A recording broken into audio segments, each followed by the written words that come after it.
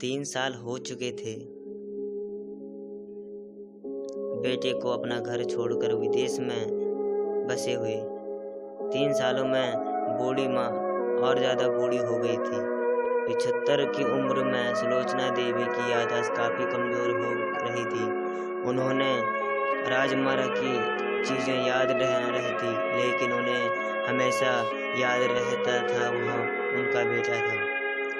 दिन हो या रात, एक ही पल भी ऐसा ना होता जब उन्हें अपने बेटे की याद ना आती। दूसरी तरफ बेटा था जो साल भर में एक आधा बार फ़ोन अपनी माँ को करता था और 1-2 मिनट से ज़्यादा बातें भी ना किया करता। फिर भी यह बूढ़ी माँ आस लगाए अपने बेटे का इंतज़ार करती रहती। एक दिन बेटे का विदेश से फ़ोन आया। हेलो हेलो, सुन रही हो ना माँ? अखिल बोल रहा हूँ, तुम्हारा बेटा। कैसी हो माँ? मैं ठीक हूँ बेटा, तुम बहू पोता कैसे हैं? माँ ने पूछा। सब अच्छे हैं माँ, मैं अगले हफ्ते गांव आ रहा हूँ माँ तुम्हें लेने।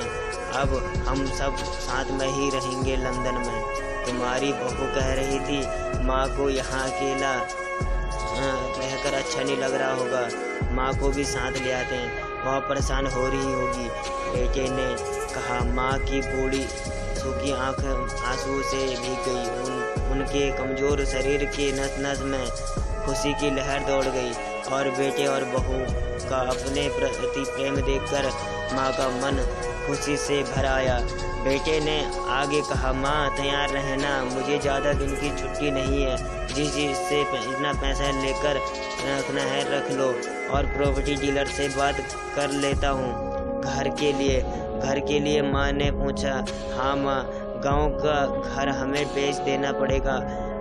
अब हम साथ में ही रहने वाले हैं तो वहाँ पर घर रखने का कोई मतलब नहीं। माँ बेटे का कहा। बुढ़ापे की वजह से ठीक से चलने में अक्षम माँ ने पूरे मोहल्ले में घूम कर अपनी इस खुशखबरी को सबको सुनाया।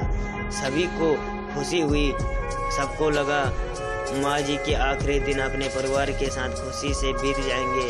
घर वापस आकर माँ ने अपने घर को कोने कोने को ऐसे देखा जैसे वह दूसरा बेटे को देख रही हो।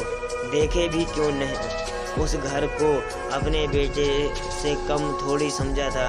अपने पति के साथ 40 साल यहाँ तो बिताए थे, लेकिन अब मजबूरी थी। बुढ़ापे के आखिरी साल बेटे और बहू के साथ बिताना चाहती थी। दिल पर पत्थर रखकर घर बेचने के लिए माँ तैयार हो गई। आनन फानन में बेटे ने घर को आधे दामों पर बेच दिया। माँ ने ज़्यादा नहीं, लेकिन जिन जिन चीज़ों से दिल लगा था उन चीज़ों को समेट कर बेटे के साथ टैक्सी में बैठकर एयरपोर्ट के लिए चली गई। एयरपोर्ट पर आकर बेटे ने माँ से कहा। माँ तुम यहीं बेंच पर बैठो, मैं सामान और बोर्डिंग पास की जांच करा आता हूँ, वहाँ वक्त लगता है। मैं यूँ गया और यूँ आया। माँ बेंच पर बैठ गई और बेटा अंदर चले गया। काफ़ी समय हो गया बेटा नहीं लौटा। माँ सोचने लगी ज़्यादा भीड़ होगी इसलिए देर लग रही होगी, अंधेरे होने को आए, अब तो